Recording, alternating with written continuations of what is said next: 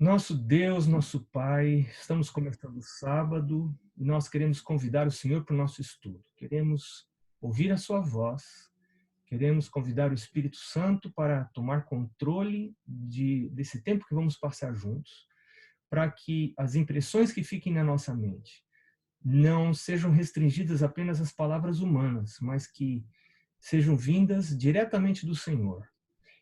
Impressiona o nosso coração com o desejo de estudar mais a Bíblia, estudar mais a tua revelação.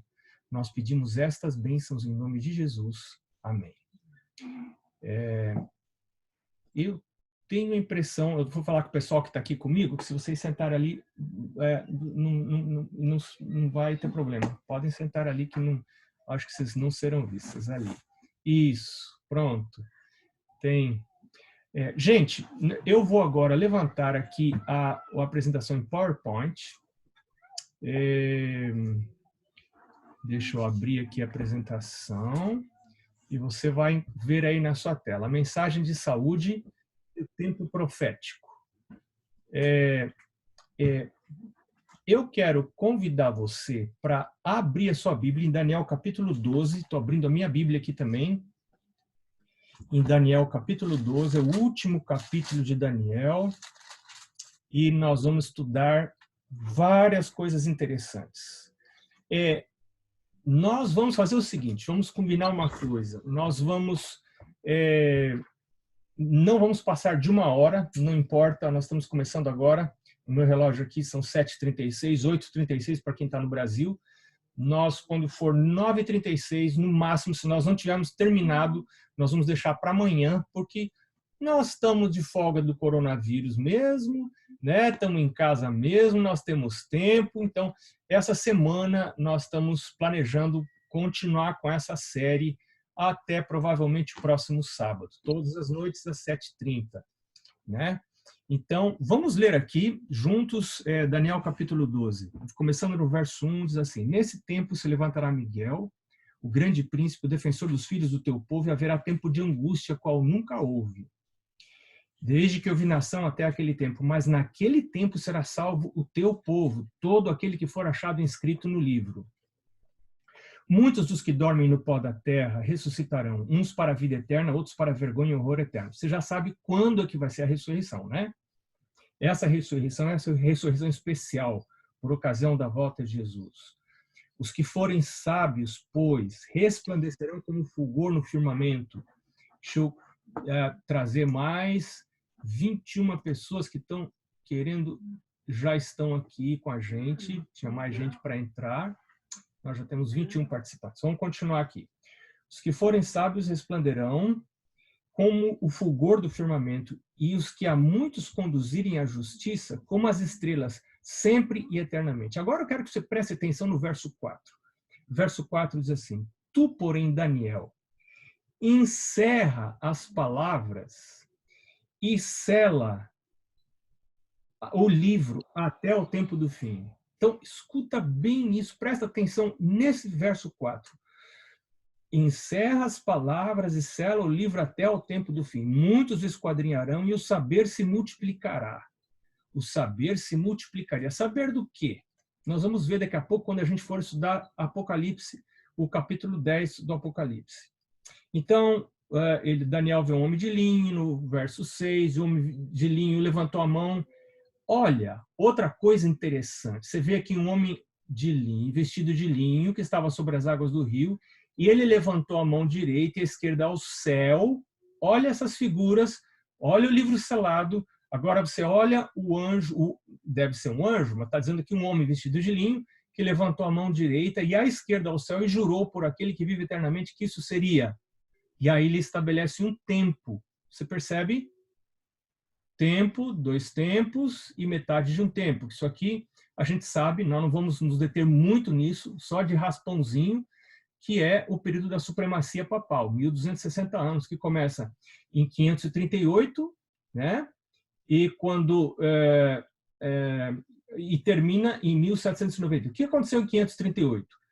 A cidade e o bispo, por consequência, o bispo de Roma, que estava dentro da cidade, foram libertados de influência pagã. E isso abriu caminho para o bispo de Roma assumir a supremacia. Então, essa supremacia papal começou a se desdobrar no ano de 538. Então, se você junta 538 mais 260, nós vamos chegar em 1798. O que aconteceu em 1798? O general francês Berthier foi lá e aprisionou o Papa e então termina esse período e aí começa o que nós conhecemos como sendo o tempo do fim.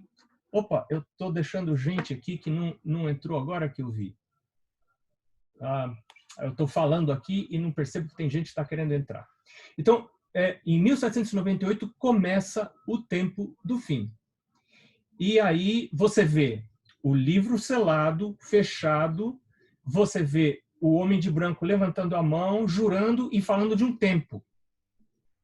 E aí, o verso 8, olha que coisa interessante. Eu ouvi, porém não entendi.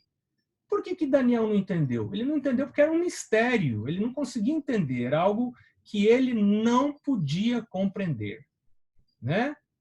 E então ele disse, meu senhor, disse para aquele homem vestido de linho, qual será o fim destas coisas?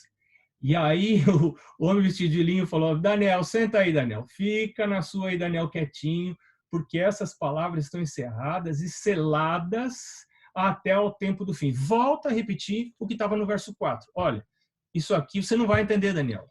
Você não vai entender isso, essa mensagem está selada até o tempo do fim. Você não vai conseguir entender mesmo, né?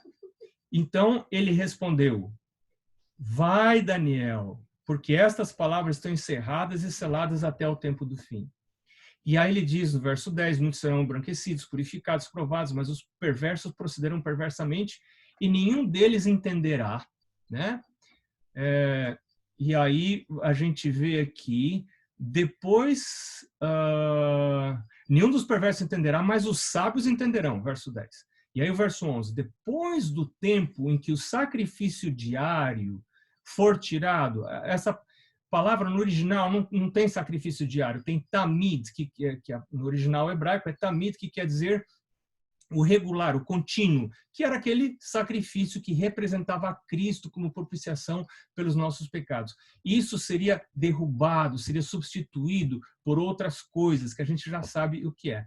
Quando começou esse período que está descrito aqui no verso 11, 1290 dias, começou no ano 508, quando Clovis, o rei dos francos, acaba conquistando os visigodos, empurra os visigodos lá para a Espanha, e então ele se tornou o poder preponderante ali na Europa, e ele se converte à semelhança do que aconteceu com Constantino uns 200 anos antes, quem sabe, né? Também os seus soldados se convertem, e agora ele acaba abrindo caminho para uma coisa muito importante, que é a união de igreja e Estado.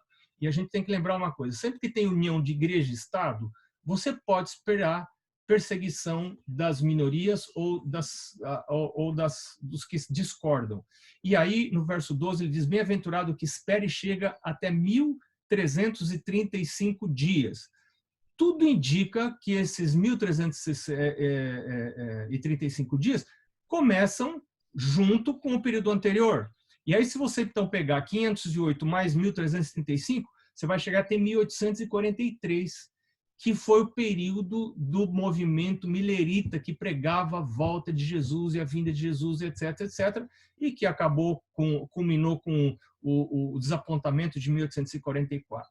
E aí termina o livro com o verso 3 dizendo, tu, porém, segue o teu caminho até o fim, pois descansarás e ao fim dos dias levantarás para receber a tua herança.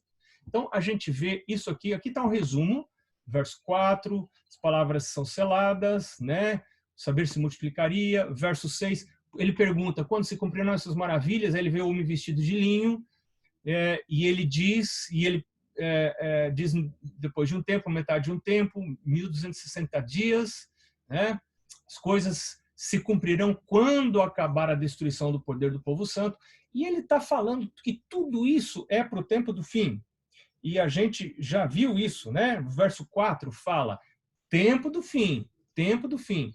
E aí, quando Daniel não entende, porque era um mistério para Daniel. Daniel era um profeta, percebe? Guarda essas informações. Daniel era um profeta e era um mistério para ele que era um profeta, porque ele não conseguia entender. E o anjo fala assim: ó, Daniel, senta aí, fica na sua, porque essas palavras estão encerradas, seladas até o tempo do fim. Tá? E aí os perversos não entenderão, verso 10, só os sábios que entenderão. E aí fala do sacrifício diário, do tamid, do contínuo, que foi tirado, posta abominação desoladora. Jesus fala dessa abominação desoladora, Paulo fala dessa abominação desoladora. Você quer ver mais sobre isso? Vê a lição de quinta-feira agora, dessa semana, que está exatamente cobrindo esse aspecto aqui. E aí ele, então, no verso 12, termina dizendo, bem-aventurado que espere que chegue até 1335 dias. Agora nós vamos para Apocalipse, capítulo 9. Quero convidar você para ir lá para o Apocalipse, capítulo 9. Capítulo 8, começam as 7 trombetas, certo? Está aqui. Capítulo 8 começa as 7 trombetas. Eu estou tentando decorar aqui o capítulo 8. Estou quase no fim do capítulo 8. Decorando aqui o capítulo 8. E aí, a quinta trombeta. Tem muita discussão entre os estudiosos, o que seria a primeira trombeta, a segunda trombeta, e não tem assim um acordo muito grande do que seria a primeira, a segunda, a terceira, a quarta, a quinta trombeta. Né? A quinta trombeta e a sexta trombeta está no capítulo 9 já. Nós vimos o capítulo 8, capítulo 9, verso 13, você tem a sexta trombeta, né? E agora vamos, no capítulo 10, tem alguma coisa que nós vamos ver daqui a pouquinho. E no capítulo 11, nós temos a sétima trombeta. Se a gente não consegue localizar na história muito bem as 6 trombetas, 6 primeiras trombetas, a sétima, a gente não tem muita dúvida do que é. Né? Basta a gente olhar. Olha lá, a sétima trombeta. Verso 15 do capítulo 11, diz assim: o sétimo anjo tocou a trombeta e houve no céu grandes vozes dizendo: o reino deste mundo se tornou de nosso Senhor e do seu Cristo, e ele reinará pelos séculos dos séculos. E aí fala dos 24 anciãos, e aí, verso 17, diz, os anciãos dizendo, adoraram a Deus, dizendo: graças te damos, Senhor Deus Todo-Poderoso, que és e que eras, porque assumiste o teu grande poder e passaste a reinar. E aí fala do juízo, do julgamento, etc, etc, etc. Chegou o tempo para, verso final, verso 18, para destruir os que destroem a terra. E aí se abriu o santuário de Deus e tal, e tal, e tal. Então, o capítulo 10, ele é situado exatamente antes... Tem mais gente chegando aqui, deixa eu admitir. Muito bem. O capítulo, então, 10 é exatamente antes do capítulo 11. Vamos ver aqui. Agora eu quero convidar você para ler o capítulo 10. A gente tem tempo, isso são coisas muito interessantes. Vi outro anjo forte descendo do céu, envolto em nuvem, com um arco-íris. Deixa eu abrir mais para mais uma pessoa aqui. Rogério Barbosa chegando. Opa! Quase que eu removo, coitado dele. Né? Não pode remover. Muito bem. Então, vi outro anjo forte descendo do céu, envolto em nuvem, com arco-íris por cima da sua cabeça, rosto como o sol e as pernas como colunas de fogo. Imagina essa visão. E tinha na mão um livrinho aberto. Gente, o que a gente viu lá em Daniel capítulo 12? Nós vimos lá em Daniel capítulo 12 o anjo dizendo: fecha o livro, sela a profecia, que não vai ser entendido. Só vai ser entendido no tempo do fim. Aí agora nós vemos claramente o capítulo 11, tá muito claro definido que tempo que é o capítulo 11. É o tempo que precede a vinda de Jesus, Jesus assumindo o reino. E agora a gente vê que o anjo tem um livrinho aberto. E a gente começa a se perguntar: que livrinho é esse? Aí ele pôs o pé direito sobre o mar esquerdo sobre a terra e bradou em grande voz, como ruge um leão, e quando bradou, desferiram 7 trovões suas vozes e tal. E logo que falaram 7 trovões, eu ia escrever, diz João, mas eu ouvi uma voz do céu dizendo: guarda em segredo as coisas que os 7 trovões falaram e não as escrevas.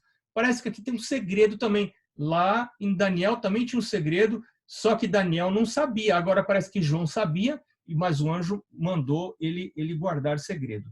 Então, agora olha que coisa interessante o verso 5. Então o anjo que vi em pé sobre o mar e sobre a terra levantou a mão direita para o céu. Você lembra que a gente leu lá em Daniel? Que aquele ser que apareceu para Daniel levantou as duas mãos e jurou e falou alguma coisa com as mãos levantadas. E tinha um livrinho fechado. Agora aqui você vê um livro fechado, selado, aliás, um livro aberto, e um ser que não é um ser humano, um ser, deixa eu de novo abrir para mais alguém que está chegando aqui. Pronto. Um ser com o livrinho aberto e jurando. E agora ele diz, lá no livro de Daniel há um juramento relacionado com tempo. Agora aqui também tem um juramento com livro aberto, mas mão levantada para o céu, um juramento relacionado com tempo. Mas o que diz o anjo? Jurou por aquele que vive pelos séculos dos séculos, o mesmo que criou o céu e a terra e o mar e tudo quanto neles existe. Ele disse, já não haverá demora. A palavra demora, que na verdade no grego é cronos, que pode ser traduzido por espaço de tempo, por intervalo ou por demora, né? Então não haveria mais demora.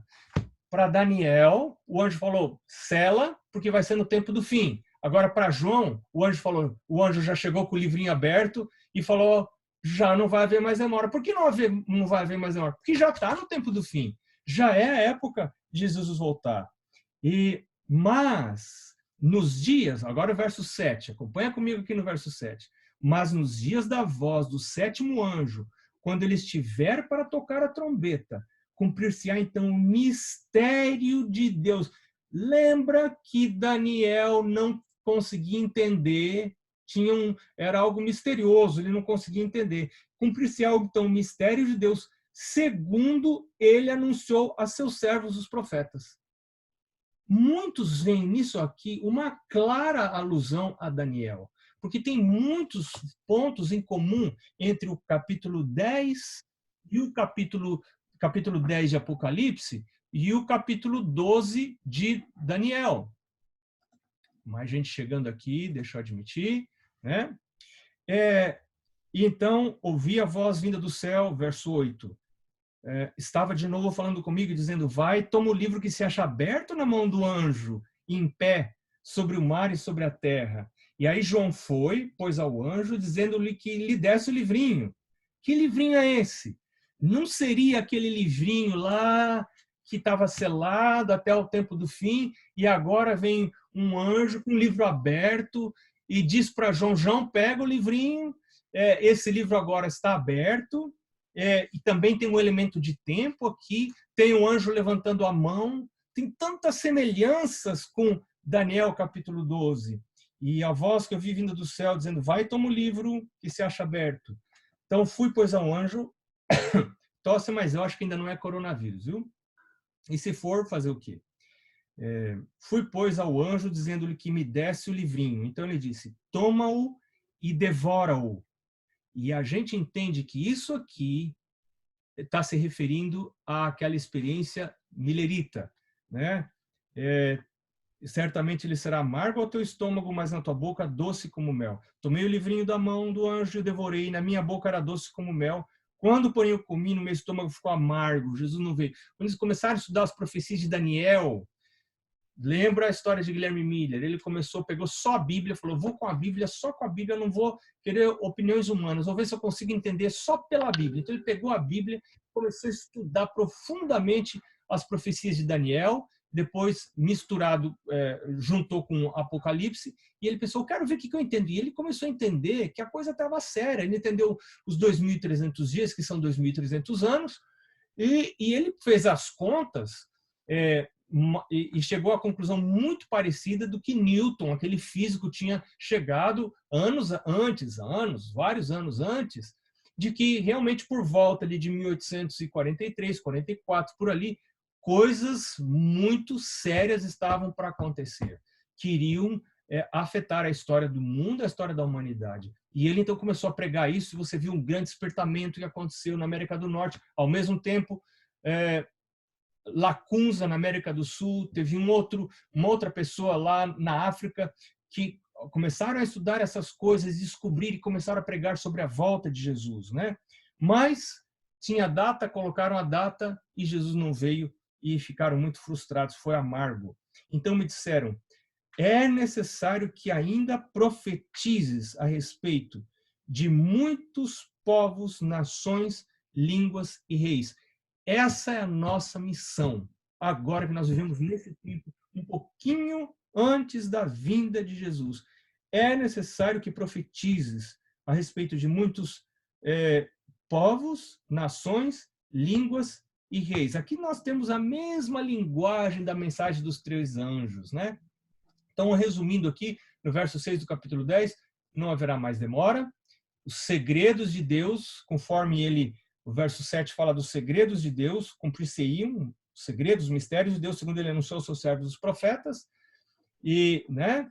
E agora, no verso 11, ele dá a missão. É necessário que você ainda profetize, que fale, que pregue ainda muitos povos, nações e línguas, né? Bom, vamos seguir aqui com a nossa apresentação. Olha que coisa interessante esse texto. A vinda do Senhor não será retardada para além do tempo em que a mensagem for levada a todas as nações, línguas e povos, diz Ellen White no livro Evangelismo, né? Então, é isso que nós estamos procurando fazer. Você e eu, igreja, somos você e eu. E é isso que nós estamos fazendo juntos aqui agora, né? E aí nós vamos agora rapidinho para a tríplice mensagem angélica. Vamos lá, em Apocalipse capítulo 14, versos 6 a 12, que tem a ver com esse negócio de pregar para nação, tribo, língua e tal. Começando no verso 6, nós lemos: Vi outro anjo voando pelo meio do céu, tendo um evangelho eterno, para pregar aos que se assentam sobre a terra e a cada nação, e tribo, e língua, e povo. Uma alusão àquilo que a gente viu lá no capítulo 11, né? Dizendo em grande voz. Então, a mensagem do primeiro anjo: temei a Deus e dá-lhe glória, porque é chegada a hora do seu juízo, e adorai aquele que fez o céu, a terra, o mar e as fontes das águas.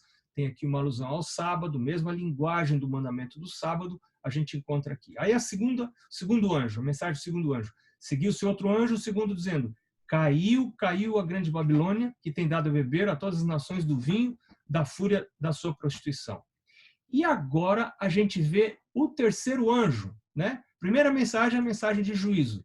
A segunda mensagem é a mensagem da queda de Babilônia. E agora, o que é essa terceira mensagem? Vamos ler comigo? Seguiu-se a estes outro anjo, terceiro, dizendo em grande voz: se alguém adora a besta e a sua imagem, e recebe a sua marca na fronte ou sobre a mão, também esse beberá do vinho da cólera de Deus, preparado sem mistura do cálice da sua ira, e será atormentado com fogo e enxofre diante dos santos anjos na presença do Cordeiro. A fumaça do seu tormento sobe pelos séculos dos séculos, e não tem descanso algum, nem de dia nem de noite, os adoradores da besta e da sua imagem, e quem quer que receba a marca do seu nome. Gente, esta é uma mensagem muito séria. É uma coisa muito séria. Eu ouço muita gente dizer assim: não, Deus é amor, Deus nunca vai destruir, não vai ter destruição, Deus é só bondade, só carinho e tal. E eu não encontro isso aqui na palavra de Deus, porque a palavra de Deus está dizendo que vai chegar um momento em que vai haver o juízo executivo, não só o juízo investigativo, vai haver um juízo executivo da parte de Deus, né? E aí termina esse trecho com o verso 12, dizendo: aqui está a perseverança dos santos, os que guardam os mandamentos de Deus e têm a fé em Jesus. Olha esse texto do livro Primeiros Escritos. Encerrando-se o ministério de Jesus no lugar santo, passando ele para o lugar santíssimo e ficando em pé diante da arca, enviou um outro anjo poderoso com uma terceira mensagem para proclamar uma mensagem de advertência com a mais terrível ameaça que já foi feita ao homem. Por que esse Deus amoroso, em algum momento, vai destruir? Eu entendi isso quando as minhas meninas eram pequenas. A gente morava na periferia de São Paulo, um lugar assim com uma higiene, as condições sanitárias não eram as melhores da região, do bairro, e a gente tinha muita visita na nossa casa, visita de uns animaizinhos de 4 patas, pequenininhos, com o rabo comprido, né?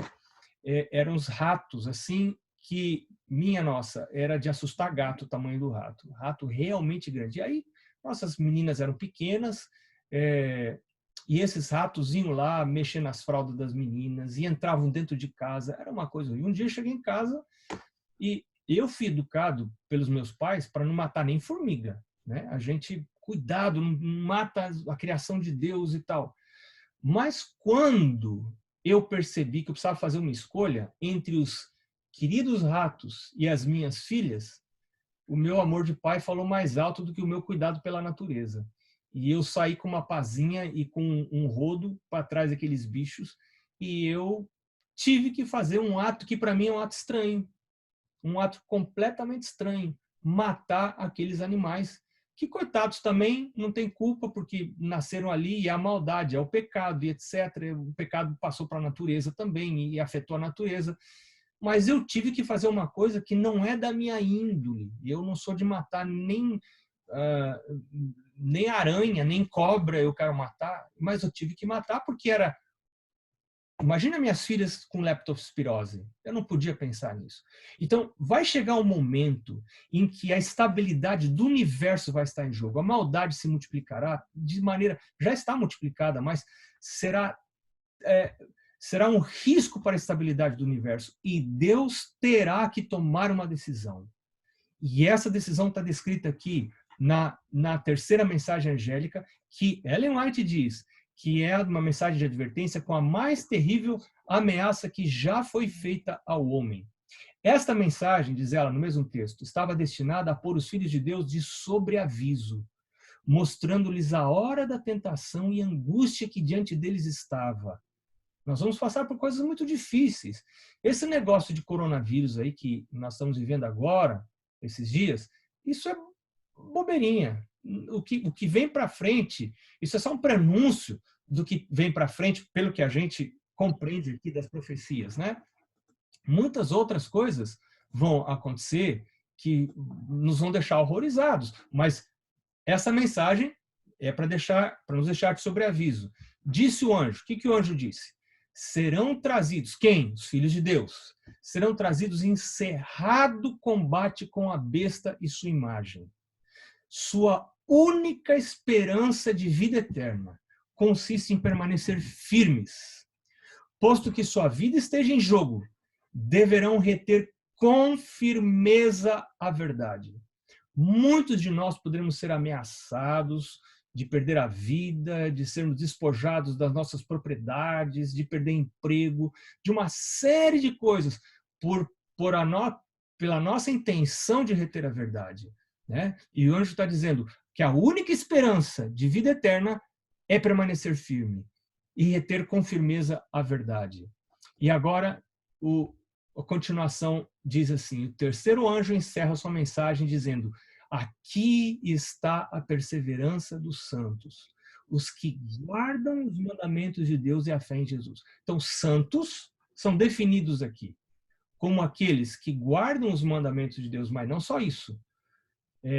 Aqueles que têm a fé em Jesus.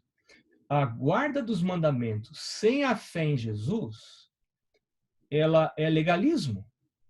Mas a guarda dos mandamentos com a fé em Jesus é obediência. Né? O que é fé? Fé é crer que Deus é bom, que Deus existe, que Ele é bom e que Ele é galardoador daqueles que o buscam. Aqueles que guardam os mandamentos de Deus para a salvação, guardam os mandamentos porque veem que é vantagem na guarda dos mandamentos. Porque os mandamentos são um fator protetor. Lembra que ontem, no estudo de ontem, quem não assistiu ontem pode ir no meu canal no YouTube e está lá postado o estudo de ontem. Mas ontem a gente viu que os fatores de proteção são dois. O primeiro fator de proteção é a aceitação da verdade presente, que é a verdade de Deus adaptada para o tempo exato em que eu estou vivendo. E o segundo fator de proteção é viver essa mensagem, que é uma mensagem específica para o tempo que a gente está vivendo. Aí lembra que a gente viu que Deus tem um plano só, que é a salvação da humanidade. Mas esse plano tem diferentes desdobramentos em diferentes épocas. Vou dar um exemplo para você. Na época de Abraão, qual era a verdade presente? A verdade presente para Abraão era: sai da tua terra, sai da tua parentela, que eu vou te levar para outro lugar. Ao ele obedecer, isso já era um fator protetivo. Ele já estava sendo protegido das influências, ele protegeu a sua família, ele isolou a sua família das influências maléficas e foi protegido. Vou dar um outro exemplo para você. Noé. Qual era a verdade presente na época de Noé? A verdade presente na época de Noé é uma verdade presente que não é presente para nós hoje. Deus falou: Noé, eu vou destruir a terra, você tem que construir uma arca. A salvação de Noé era construir, era obedecer, era aceitar a verdade presente, a verdade para a época, específica para a época em que ele vivia, e obedecer. E aí você vai lá em Hebreus e diz assim: Noé, para a salvação da sua casa, construiu a arca, e aí condenou o mundo. Então você veja, Deus tem uma verdade só, que é a verdade que ele quer salvar o mundo todo. Mas ele tem aplicações dessa verdade para diferentes épocas da história desse mundo. E a gente pode, se ele fez isso com o povo de Israel, muita coisa mudou com o povo de Israel, Deus, nessa época, aquele que queria pertencer ao povo de Deus precisava se tornar israelita, depois com a época da igreja mudou de novo a abordagem de Deus no plano da salvação, e agora a gente pode esperar que exatamente para o tempo do fim, Deus também tem uma verdade que é específica, ou tem verdades que são específicas para essa época que nós estamos vivendo, que a gente chama de tempo do fim, né? Ao dizer ele essas palavras, vamos ver que palavras que eram mesmo? Aqui está a perseverança dos santos, que guardam os mandamentos de Deus, e a fé em Jesus. Eu recomendo você que não assistiu ontem, assistir a apresentação de ontem, porque vai ajudar você a entender melhor esse aspecto aqui de fé e obras. E claro que ninguém será salvo pelas obras, nós somos salvos pela fé, mas a gente vive a fé quando obedece os mandamentos, porque vê que é vantagem, né? Então a gente não obedece os mandamentos para ser salvo, mas porque a gente vê que eles são um fator protetor. Isso é a fé em Jesus. Então, ao dizer ele essas palavras, diz no livro Primeiros Escritos, aponta para o santuário celeste. O que está acontecendo lá no santuário celeste? Você lembra o que está acontecendo no santuário celeste? E aí, olha esse texto, mesmo texto do livro Primeiros Escritos.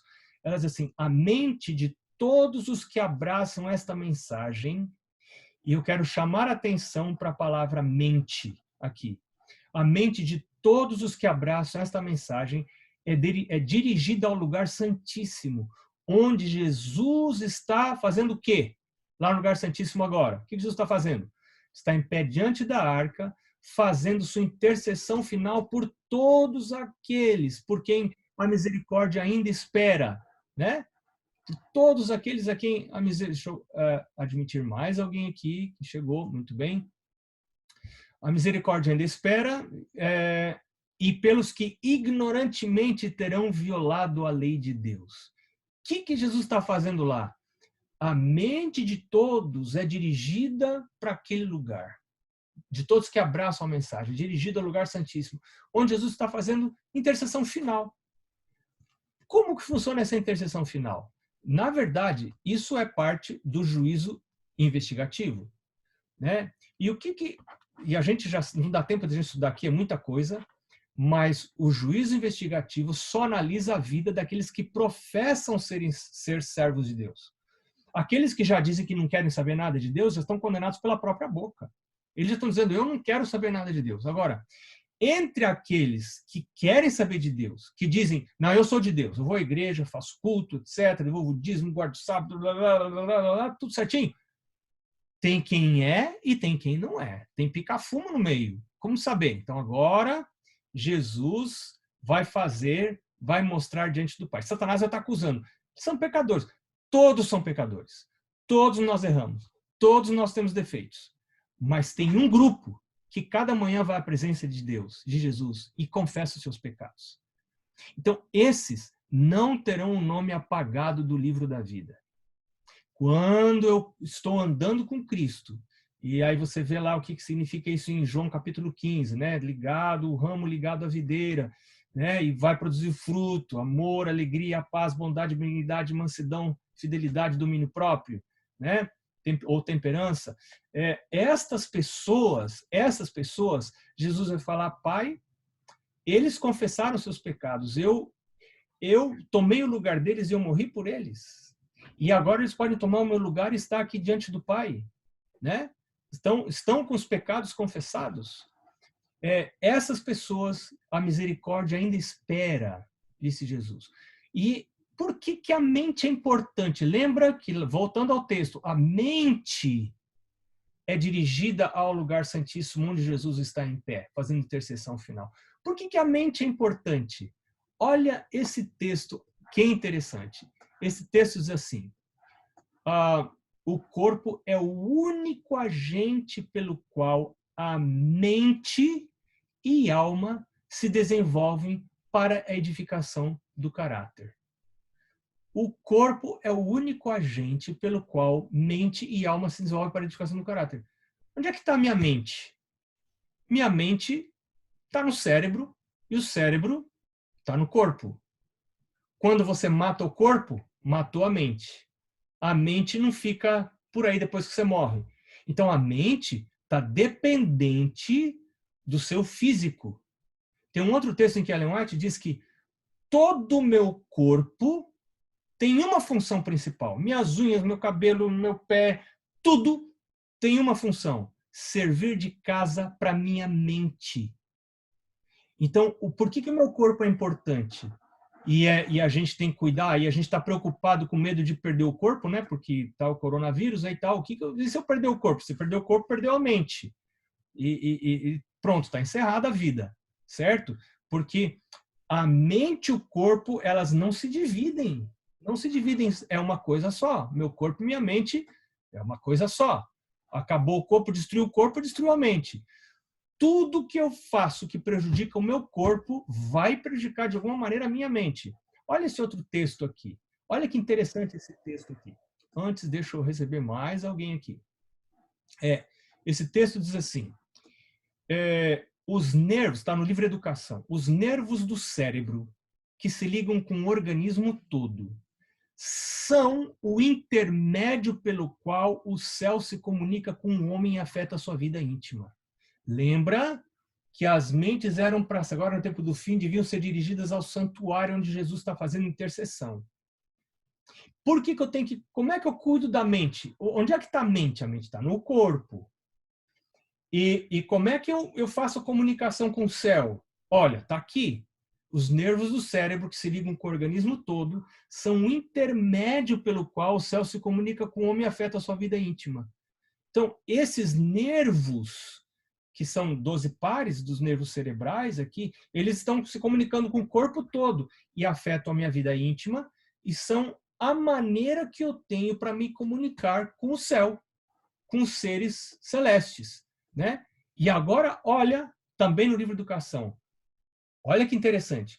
O que quer que estorve a circulação da corrente elétrica no sistema nervoso, debilitando as forças vitais e diminuindo a suscetibilidade mental, vem tornar mais difícil o despertar da natureza moral. O que a Ellen White está falando aqui? Tudo que eu faço com o meu corpo vai afetar minha mente, vai afetar esses nervos cerebrais que conectam o cérebro com o corpo todo e ali onde está minha mente e também é um canal de comunicação com o céu, com os seres celestiais. tudo que eu faço que debilita o meu corpo e as forças vitais do meu corpo, meus hábitos de vida, meu estilo de vida, né? E talvez alguém está pensando em comida. Não pense em comida. Pensa no geral, no estilo de vida. Tudo que diminui as minhas forças vitais vai tornar mais difícil o despertar da natureza moral. O que é moralidade? É a gente saber a diferença entre o certo e o errado, né? Olha, livro Temperança. Ellen White diz assim: com a mente nós servimos ao Senhor. E aqui você vê a mente onde ela está, ela ocupa um lugar de muita importância no corpo humano e todo o resto do corpo está ali para servir de casa, de proteção e de casa para a mente. Meus braços, tá vendo? Eu não sei falar sem mexer o braço. Meus braços são uma extensão da mente. A minha mente que quer fazer assim e o meu braço obedece. Mas é a mente que está ali, né? O cérebro, olha esse outro texto. O cérebro é o órgão e o instrumento da mente e controla todo o corpo. Para que outras partes do organismo sejam saudáveis, o cérebro precisa ser saudável. Aqui a gente vê uma ligação reversa, né?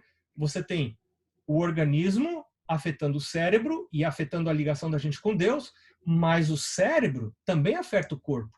Se o cérebro também não está saudável, se você não tem boa saúde emocional, isso vai afetar o corpo, vai te dar gastrite, pode te dar problema de coluna, pode dar uma série de coisas, né?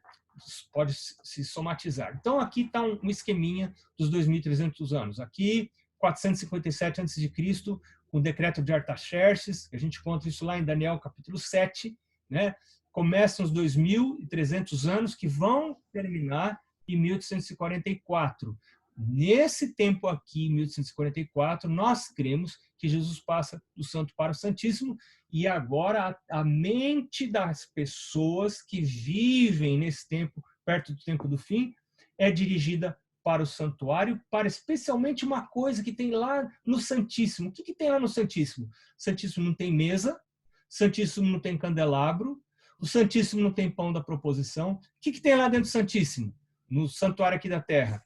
Tem a Arca da Aliança com os 2 querubins. E o que tem dentro da Arca da Aliança? A lei de Deus. Então lembra que Ellen White diz que agora, quando o anjo diz lá em Apocalipse capítulo 14, verso 12, aqui está a paciência dos santos, aqueles que guardam os mandamentos de Deus e a fé em Jesus, ele aponta para o santuário e a mente daqueles que estão se preparando para a volta de Jesus deve estar dirigida para o que Jesus está fazendo lá no santuário, fazendo intercessão por mim, né? Eu sou pica-fumo, sou uma pessoa errada, mas eu vou toda manhã, sou teimoso, quero ir para o céu. Sou teimoso, eu quero ir para o céu. Toda manhã eu vou confessar meus pecados. O pecado confessado é pecado perdoado. Se confessarmos nossos pecados, ele é fiel e justo para nos perdoar os pecados e nos purificar de toda injustiça. 1 João, capítulo 1, verso 19, né? E aqui está uma figura do santuário terrestre, né? Ali está a lei de Deus, dentro da arca, aqui estão os 2 querubins, e aqui está esse altar que ficava para o lado de fora do Santo dos Santos, mas era considerado também como parte do Santo dos Santos. E aqui o incenso sobe, o incenso representa a oração dos santos. Se você for em Apocalipse capítulo 8, você vai ver que tem também um incenso que sobe diante do trono de Deus, né? Tem um altar de ouro diante do trono de Deus e o incenso que é a oração dos santos. Cada oração que você faz, ela aparece na frente do trono de Deus, onde está o altar de incenso. E ali aquela fumaça representa a oração dos santos, diz João em Apocalipse capítulo 8, né? Então, para mim isso é um pensamento fabuloso. Qualquer oração que eu faça já está ali imediatamente na frente do trono de Deus, né? Muito sério. Olha esse texto. O grande julgamento está tendo lugar. E isto já faz algum tempo. Agora o Senhor diz: meça o templo e os seus adoradores também. Isso é um texto de Ellen White, está no comentário bíblico adventista. Estas tábuas de pedra, agora deitadas na arca, está falando lá do santuário dos santos, na Arca do Testamento serão uma testemunha convincente do pensamento e insistente clamor da lei de Deus. E agora uma declaração muito interessante, que está no livro Medicina e Salvação. Olha só que interessante essa declaração. Diz assim: tornar clara a lei natural e instar para que seja obedecida, eis a obra que acompanha a mensagem do terceiro anjo. Nós temos uma lei natural. A lei natural que rege a nossa vida aqui nessa terra. A lei natural diz que se eu der um pulo, eu nunca vou cair para cima, eu sempre vou cair para baixo. Por quê? Porque a lei da gravidade.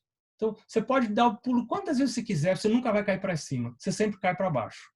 Isso é lei natural. São leis que regem o mundo físico. Inclusive leis que regem o meu corpo. Então, veja o que diz Ellen White aqui. Tornar clara a lei natural, as leis que regem o mundo físico, inclusive regem o meu corpo, e instar, ajudar as pessoas para que entendam que ela precisa ser obedecida, é uma obra que acompanha a mensagem do terceiro anjo. Já vi gente dizendo que esta é a mensagem do terceiro anjo. Não, ela não é a mensagem do terceiro anjo. É a obra que acompanha a mensagem do terceiro anjo, faz parte da mensagem do terceiro anjo, mas tem mais coisas na mensagem do terceiro anjo. E por que essa mensagem acompanha a mensagem do terceiro anjo? Tornar clara a lei natural. Olha só, para preparar um povo para a vinda do Senhor. Por quê? Porque se eu desrespeito a lei natural, qual é a consequência disso? O que vai ser afetado se eu desrespeitar? Eu vou ficar doente. O problema não é eu ficar doente. O problema é que a minha mente vai sofrer. E a minha mente, que é o instrumento, os nervos cerebrais, que me põem em contato com Deus, ela vai estar prejudicada. Vai tornar mais difícil o despertar da natureza moral. Esse é o problema quando eu desconsidero a lei natural. O problema não é eu ficar doente, o problema não é eu morrer mais cedo. Não, você precisa cuidar, observar a lei natural, porque vai viver 12 anos mais. Isso é tudo, tá certo, a ciência tem mostrado que dá um pouquinho mais de longevidade para você, mas todo mundo vai morrer. Quem come soja, quem come carne, quem não come, quem bebe, quem fuma, vai morrer todo mundo. O problema não é esse. O problema é que minha mente, com a qual eu adoro a Deus, com a qual eu percebo o tempo que eu estou vivendo, está nesse corpo. E tudo que eu faço com esse corpo vai afetar a minha compreensão das coisas espirituais, a minha relação com Deus. Agora, é claro, lembra que nós estudamos na lição de ontem. Na lição de hoje a gente estudou. Quando você aceita a verdade presente, a mensagem de Deus adaptada para esse tempo, exatamente para esse tempo, só de você aceitar, isso já é um fator protetivo. Você terá uma proteção extra. Né? Isso é muito interessante. Quando você aceita a mensagem para o tempo que você está vivendo, você já terá uma proteção extra. E por que esta mensagem faz parte da mensagem do tempo do fim? Porque Deus sabia que com o passar dos anos, o homem iria perdendo a sua vitalidade e agora chegaria um ápice do desrespeito à lei natural. Então Deus, para proteger o seu povo, aqueles que querem ter a mente clara para perceber o tempo que estão vivendo, para estar com a mente focada no Santo dos Santos, onde Jesus está intercedendo por nós, essas pessoas vão ter que ter um cuidado diferente com a sua saúde. Por quê? Porque elas sabem que isso afeta a mente. Olha outro texto.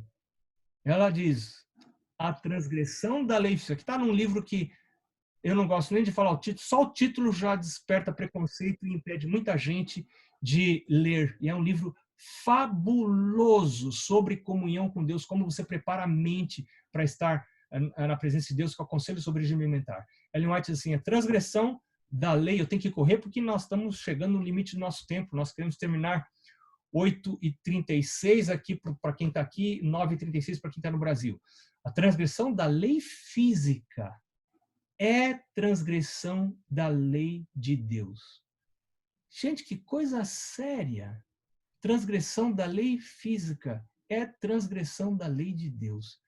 Que mandamento da lei de Deus será que a gente transgride quando a gente transgride a lei física, que rege o mundo físico.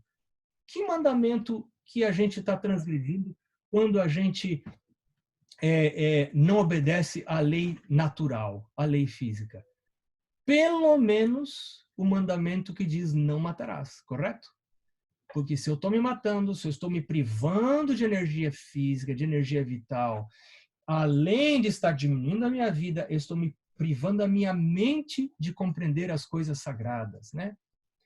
Como Supremo Soberano do Universo, Mensagens Escolhidas, volume 1, Deus ordenou leis para o governo não só de todos os seres vivos, mas de todas as operações da natureza. Todas as coisas, quer grandes, quer pequenas, animadas ou inanimadas, acham-se sujeitas a leis fixas, que não podem ser desrespeitadas. Não há exceções a esta regra, pois coisa alguma feita pela mão divina foi esquecida pela mente divina. Todo o universo está sujeito a leis fixas. Quando a gente desconsidera essas leis, a gente vai ter consequências físicas e vai ter consequências espirituais e morais também. Tão verdadeiramente é pecado violar as leis de nosso ser, como é quebrantar os 10 mandamentos. Porque ambas as leis, a lei natural e a lei moral, tiveram sua origem em Deus. Deus é o criador de ambas as leis. Então, quando eu transgrido uma e eu transgrido a outra, ambas são leis de Deus. Por isso, quando eu transgrido a lei natural, eu estou pecando tanto quanto como quando eu transgrido os 10 mandamentos. Num e no outro caso, há transgressões às leis de Deus. Você já pensou que coisa mais séria é isso? Isso é para a gente pensar. E para a gente pedir para o Senhor, Senhor, me ajuda a eu cuidar da minha vida e a compreender as leis naturais. E nós vamos estudar isso agora, daqui para frente, alguns aspectos das leis naturais que afetam nossa vida espiritual e que, se respeitadas essas leis naturais, vão ajudar, inclusive, a que meu sistema imunológico esteja mais fortalecido e eu tenha menos chances de sofrer o que as outras pessoas estão sofrendo. Isso não quer dizer que a gente não vá sofrer. A gente falou um pouquinho sobre essa proteção na mensagem, né? Eu vou pedir para quem entra, por favor, ficar no mudo, porque senão acaba dando microfonia aqui. Okay? Deixa eu deixar mudo aqui. Isso. Então, é hora da gente orar a Deus e, meu Deus, me ajuda a compreender essas coisas dentro da perspectiva profética. A gente está vivendo o tempo do fim. Nós estamos vivendo no tempo que os profetas queriam estar vivendo. Nós estamos vendo os desdobramentos, as pragas, algumas delas, não estou falando das 7 pragas, mas são pragas que estão começando a cair, começando coisas a acontecer. Jesus disse lá em Mateus 24 que haveriam pestes e doenças, essas coisas. Nós estamos vendo, nós nunca vimos, o mundo nunca viu o que está vendo hoje. Nós estamos vivendo um momento histórico e que tem a ver com saúde, e é por isso que a gente está estudando isso aqui. Gente, um bom sábado para você, um grande abraço. Amanhã a gente volta a conversar no mesmo horário. Você vai receber o link para entrar na sala de reunião amanhã, provavelmente à tarde, né? Mais ou menos no mesmo horário que você recebeu hoje, e aí você vai poder entrar. Eu peço a você para não convidar pessoas que você não conheça. Não divulgue, porque nós tivemos um problema no primeiro dia. Então, não divulgue para quem você não conheça. Depois eu vou deixar disponível isso no YouTube, tá bom? Grande abraço para você e uma boa noite para você e um